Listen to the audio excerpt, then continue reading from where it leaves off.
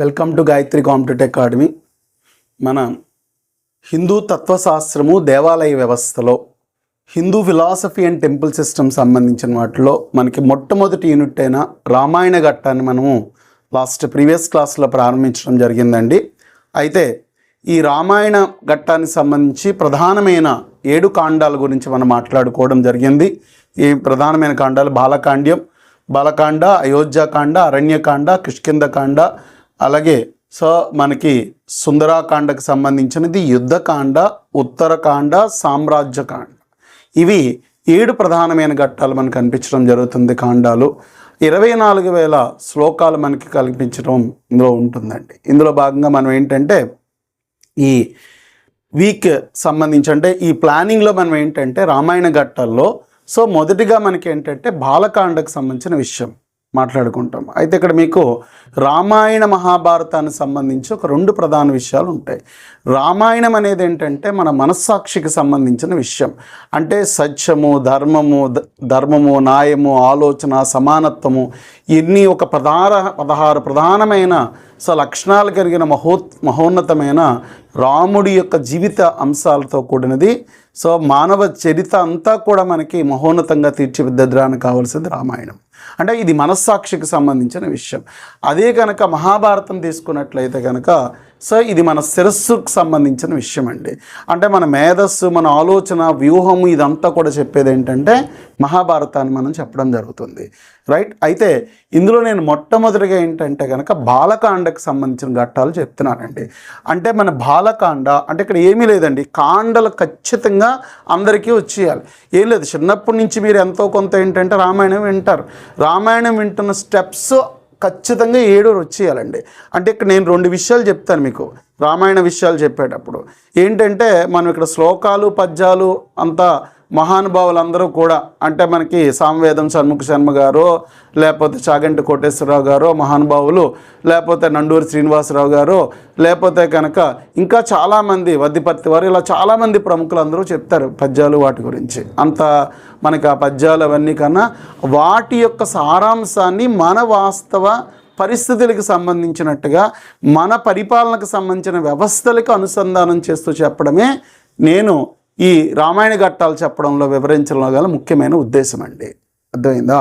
అయితే ఇక్కడ మనకి ఏంటంటే మీరు సింపుల్గా ఇక్కడ గుర్తుపెట్టుకోవాల్సిన విషయం అండి. సింపుల్గా ఏంటంటే కాండల గురించి చెప్పేటప్పుడు 7 కాండలు ప్రతి ఒక్కరికి రావాలి. ఎలా రావాలి అనేసి అంటే సరే ఇది మర్చిపోతున్నాం, గుర్తుపెట్టుకోలేకపోతాం అనేది వద్దండి. చాలా సులభం. బాలుడు అంటే పుట్టడం అంటే బాలకాండ. బాలకాండ అంటే రాముడు పుట్టడానికి సంబంధించినంత బాలకాండలో జరుగుతుంది.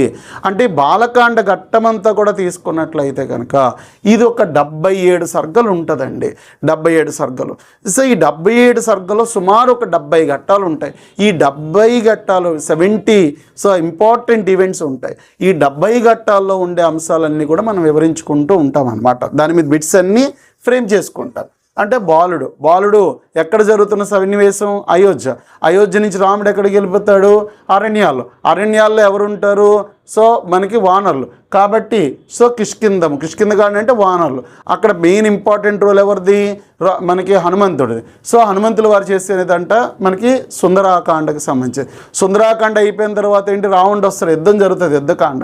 ఉత్తరాకాండ ఆయన పట్టాభిషేకానికి సంబంధించి మళ్ళీ అడవుల నుంచి రావడము, తర్వాత మళ్ళీ సీతాదేవిని మళ్ళీ వాల్మీకి మహర్షి దగ్గర అడవుల్లో వదిలిపెట్టి వెళ్ళడం వరకు ఘట్టాలండి. అంటే ఇప్పుడు మీరు సాధారణ పౌరుడు కూడా అంటే పెద్దగా ఈ యొక్క సాహిత్య విశేషాలు తెలియని వ్యక్తులు కూడా ఈజీగా గుర్తుపెట్టుకునేటట్టుగా చెప్పాను మీకు ఇక్కడ. మొట్టమొదటిగా బాలుడు, తర్వాత అయోధ్య, అడవులకి వెళ్ళాడు. అడవులకి వెళ్ళినప్పుడు ఆయన ఏంటంటే అక్కడ వానలతో కలగడం కిష్కింధ. తర్వాత అందులో ముఖ్యమైన హనుమంతుడు, సుందరాకాండ, తర్వాత యుద్ధం జరిగింది.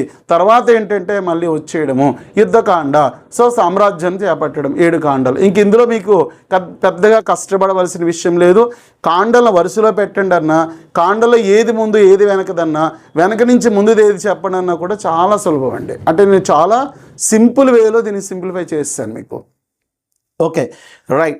అయితే ఇక్కడ అత్యంత కీలకమైనది ఏంటంటే నేను బాలకాండకు సంబంధించిన విషయాలు మాట్లాడేటప్పుడు బాలకాండలో సుమారు ఒక 70 ఘట్టాలు ఉంటాయండి. అంటే 70 ఘట్టాలు కూడా ఏంటంటే కనుక నారద మహాముని గారు నారద మహాముని గారు వాల్మీకి సంక్షిప్త రామాయణం అంటే సంక్షిప్తంగా రామాయణాన్ని వివరించడం దగ్గర మొదలయ్యి సీతారాముల వివాహం జరిగి అయోధ్యలోకి ప్రవేశించే వరకు జరిగే ఘట్టాలు సుమారు ఒక 70 ఘట్టాలు ఉంటాయి. ఈ 17 ఈవెంట్స్ చాలా ఇంపార్టెంట్. ఈ 17 ఈవెంట్లో మొదటి ఘట్టం గురించి మనం ప్రీవియస్ క్లాస్లో మాట్లాడుకున్నాం. ఏంటంటే కనుక సంక్షిప్త రామాయణం అంటే సంక్షిప్త రామాయణాన్ని ఎవరు చెప్పారంటే నారదుడు చెప్పారు. నారదుడు ఏ స్థానంలో ఉన్నారంటే గురువు స్థానంలో ఉన్నారు.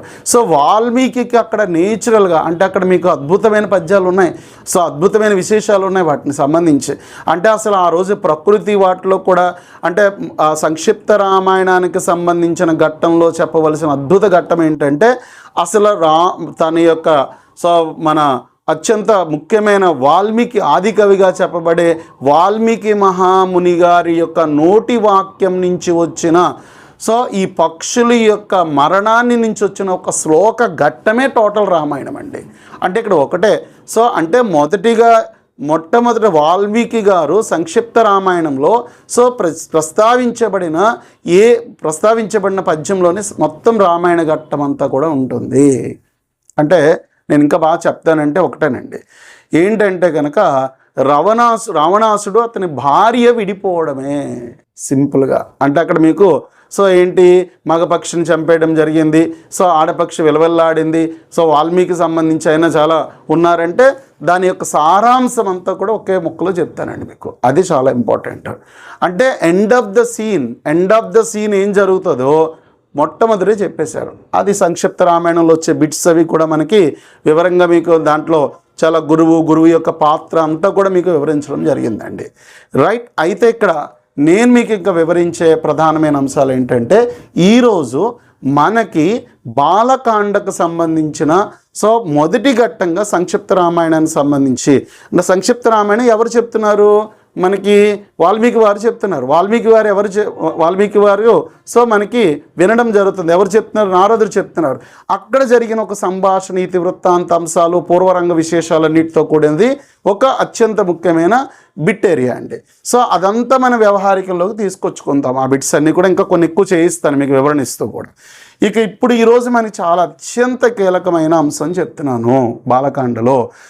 ఈ బాలకాండకు సంబంధించిన అత్యంత కీలకమైన ఘట్టమే అయోధ్యానగర వర్ణన. సార్ హిందూ ఫిలాసఫీ ఏంటి, దేవాలయ వ్యవస్థ ఏంటి, మనం రామాయణం ఎందుకు చదవాలి సార్, అసలు రామాయణానికి మనకి అయోధ్య వర్ణనకి ఏంటి సార్ అంటే మేము ఇటీవల బాలరాముని చూడడం జరిగింది, అయోధ్యలో మన పరాశర కేసుని మనం చూడడం జరిగింది, సుప్రీంకోర్టు జడ్జిమెంట్ ఇచ్చింది. ఆర్కియాలజీ డిపార్ట్మెంట్ పెట్టి రాముడు అక్కడ ఉన్న పుణ్యభూమి అని చెప్పారు, మహానుభావుడు కేసు వాదించి అక్కడ టెంపుల్ నిర్మాణం జరిగింది. ఒక అద్భుతమైన నిర్మాణము, దాన్నంతా ప్రపంచవ్యాప్తంగా దేశవ్యాప్తంగా అందరూ వెళ్ళడం, కర్ణాటక ఐఐటీని అంతా కూడా చూడడం, ఇదంతా మీరు కరెంట్ అఫైర్స్లో చదువుతారు కాంపిటేటివ్ ఎగ్జామ్లో. ఇక్కడ మీరు చూడవలసిన అయోధ్య నగర వర్ణన చెప్తాను. అంటే అయోధ్య నగర వర్ణన సంబంధించిన వాటిలో మనకి అయోధ్య నగరము అంటే వైవస్థిత మనువు, అలాగే అయోధ్య నగరం అంటే చుట్టూ ఎలా ఉంటుంది, అయోధ్య నగరానికి సంబంధించిన పొడవెడల్పలు ఎలా ఉంటాయి, ప్రస్తుతం ఎలా ఉంటుంది, అయోధ్య నగరానికి సంబంధించిన అంటే మనం సాధారణంగా చూడండమ్మా ఒకే విషయం అండి, మనం పొలిటికల్ సైన్స్ చదివేటప్పుడు ఏంటి ద స్టేట్ రాజ్యం అంటే ప్రజలు, ప్రదేశం, ప్రభుత్వం, సార్వభౌమాధికారం ఉంటుంది. Okay, is a very important. The state have the 4 important feature, the people, territory, government and sovereignty అని 4 ఉంటాయి. ద సేమ్ వే అయోధ్య అంటే ఒక ప్రదేశం కంపల్సరీ ఇంపార్టెంట్. అంటే రామాయణ ఘట్టానికి సంబంధించిన జరిగిన ప్లేస్ ఇంపార్టెంట్.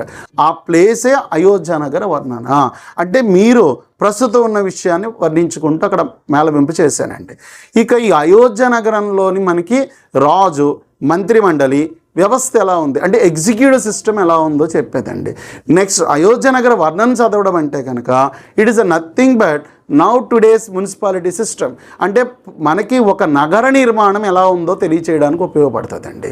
అంటే మనకి ఈరోజు మేజర్గా ఈ అద్భుతమైన ఇతిహాసాలు భారతదేశ వ్యవస్థ నుంచి దూరం అయిపోవడానికి కారణం ఏంటంటే ఇందులో ఉన్న జ్ఞానము, ఇందులో ఉన్న అత్యంత కీలకమైన ఘట్టాలను మనం వివరించడం కన్నా క్యారెక్టర్స్కి వాటికి కూడా ఇంపార్టెంట్ ఇచ్చిన భారతీయ సనాతన ధర్మం భక్తి. అంటే ఎప్పుడైతే ఒక ఐకానిక్ పర్సన్ రాముడు మనకి ఇంపార్టెంట్ అవ్వడం జరుగుతుందో దాని ద్వారా మనం అన్నీ నేర్చుకుంటారని మన పూర్వులు నిర్ణయించారండి.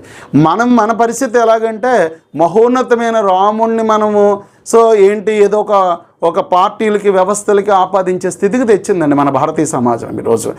కాబట్టి ఏంటంటే రాముడు is an extraordinary the great person అంటే ఆ పర్సనాలిటీకి ముడిపడి ఉన్న కథ అంతా కూడా ఆటోమేటిక్గా ప్రజలు నేర్చుకుంటారని చెప్పి పాపం వివరించలేపారు మన పూర్వీకులు. నాకు తెలిసి నాకు అర్థమైన విషయం. కానీ ఇప్పుడే నీకు ఇంత జ్ఞానం వచ్చింది కాబట్టి నువ్వు చేయవలసిన విషయం ఏంటంటే రామాయణ ఘట్టంలో అయోధ్య నగరాన్ని చదివేటప్పుడు నువ్వు ప్రధానంగా అయోధ్య నగరంలోని మనకు నగర నిర్మాణం ఎలా జరిగేది, మున్సిపాలిటీ సిస్టమ్ ఎలా ఉంది, మంత్రిమండలి ఎలా ఉంది, రాజు ఎలా ఉన్నాడు, అంటే మన రాష్ట్రపతి మంత్రిమండలి ఎలా ఉంది, సలహాదారులు ఏ విధంగా ఉన్నారు అనేది నీకు అయోధ్య నగర చదివితే కనుక ఈజీగా అర్థమైపోద్దండి. అదే నేను చెప్పాను కదా నేను చెప్పేది ప్రస్తుత రామాయణ వ్యవస్థ అడ్మినిస్ట్రేషన్లో తేవడం. అంటే నాకు అనిపించిన ఒక ప్రధానమైన అంశం కూడా ఏంటంటే ఈ యొక్క పరిపాలనా వ్యవస్థలోకి ఈ విషయాలు మనకి ప్రవేశిస్తే మన ధర్మం సత్యము అవినీతి అనేది ధర్మం సత్యం పాటిస్తూ మన ప్రభుత్వ వ్యవస్థల్లోనూ సమాజంలో అవినీతి అనేది నిర్మూలించబడుతుందండి. నాకు అర్థమైన విషయము ఈ రామాయణం అవి కూడా. ఇందుకే ఈ ఎథిక్స్ వాల్యూస్ని మనకి ఇంట్రడ్యూస్ చేయాలని ఒక ఆలోచన కూడా ప్రభుత్వాలకు వచ్చాయి. రైట్, అందులో భాగంగా నేను చెప్పేది అయోధ్య నగరం. అంటే అయోధ్య నగరాన్ని మనకి ఎవరు నిర్మించడం జరిగింది? వైవస్థిత మనువు. అంటే మొట్టమొదటి రాజుగా చెప్పబడేవారు మనువు అండి. అలాగే ఈ అంటే అయోధ్య అంటే మెయిన్ సిటీ, దాని చుట్టూ అనేకమైన చిన్న చిన్న నగరాలు జనపదాలు ఉన్నాయి. అంటే మన జనపదాలు షోడశ జనపదాలు అని చదువుతాం చరిత్రలో. షోడశ జనపదాల్లో అస్మక జనపదం, అంగరాజ్యము, చేది రాజ్యము, అవంతి రాజ్యం అని 16 జనపదాలు చరిత్రకి మనకి సుత్తపీఠిక గ్రంథంలో మనకి చెప్పబడుతుంది. అంటే సుత్తపీఠిక అగుత్తినీకాయ సంబంధించిన గ్రంథాలు అంటే సుత్తపీఠిక అనుబంధమైన అగుత్తినీకాయలు షోడశ జనపదాలు చెప్పబడతాయి. జనపదము అంటే జనం సంచరించడం. ఈరోజు మండల స్థాయిలో ఉండే ఒక ఇంపార్టెంట్ ప్లేస్ లాంటిది అని అనుకోండి సుమారుగా చెప్పాలంటే. అంటే ఎక్స్ట్రాడినరీ సిటీ అని చెప్పుకోవచ్చు మన భాషలో ఇంకా బాగా చెప్పాలంటే. ఇలా చిన్న చిన్న జనపదాలన్నిటికీ కూడా ప్రధాన కేంద్రం ఏదంటే అయోధ్య నగరము. అంటే వైవస్థిత మనువు అనేసినతరు ఏ వంశము? ఇక్ష్వాకులు. ఇక్ష్వాకు వంశం అంతా దీన్ని పరిపాలించడం జరుగుతుంది. అంతేకాకుండా ఈ రాజ్యంలో ఉన్న రాజులు ఎవ్వరికీ కూడా మనకి యుద్ధంలో ఓడిపోయిన సంఘటనలు లేవు. అయోధ్య అంటే యుద్ధంలో ఓడిన వాళ్ళు లేరు అనే అర్థంతో ఉపయోగించడం జరిగిందండి అయోధ్య అనేసిన పదాన్ని చాలా ముఖ్యంగా.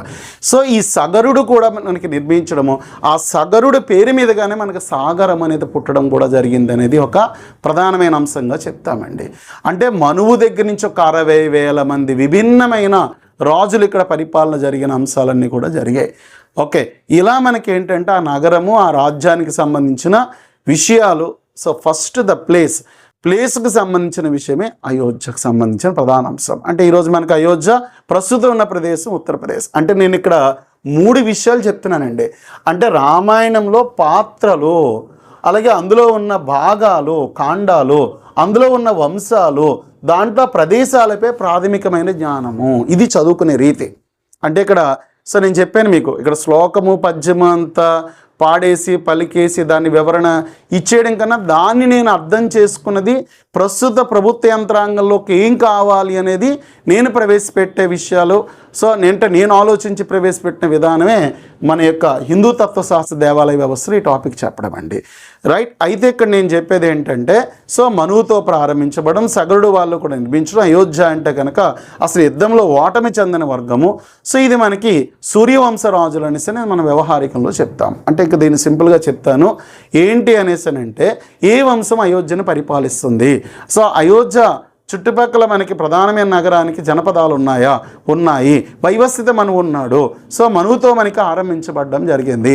ఇంకా మనకి ఇది ఎటువంటి నిర్మాణం కలిగి ఉంది అనేసి అని చెప్పేటప్పుడు just I say the measurement. అంటే నేను ఇక్కడ మెజర్మెంట్ చెప్తున్నాను అంటే కనుక ఏదో మీకు లెక్కలు చెప్పి బిట్స్ని కన్ఫ్యూజ్ చేయడం కాదండి. అంటే అయోధ్య నగర పొడవు వెడల్పులో, అంటే అయోధ్య నగర పొడవు వెడల్పుని యోజనాల్లో చెప్పారండి. అంటే అయోధ్య నగరం యొక్క పొడవు వెడల్పు తీసుకుంటే 12 యోజనాల పొడవు, 3 యోజనాలు వెడల్పు ఉంది.